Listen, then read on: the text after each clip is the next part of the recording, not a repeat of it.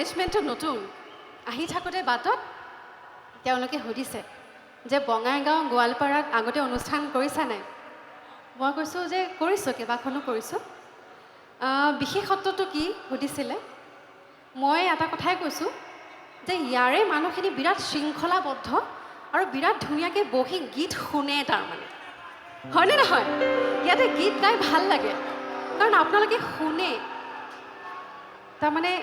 বহুত অনুষ্ঠান আমি কৰিছোঁ গোটেই অসমখনতে ঘূৰিছোঁ উজনিৰ পৰা নামনিলৈকে সকলোৱে নাচি বাগি নাচিবও লাগিব কিন্তু তাৰে মাজতে আমি গীত শুনিবও লাগিব কথা শুনিবও লাগিব সকলোবোৰ কৰিব লাগিব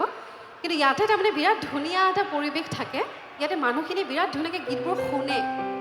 সেইকাৰণে মোৰ ইয়াত পৰিৱেশন কৰি কিবা এটা ভিতৰৰ পৰা ভাল লাগে যি কি নহওক আমি আগবাঢ়িছোঁ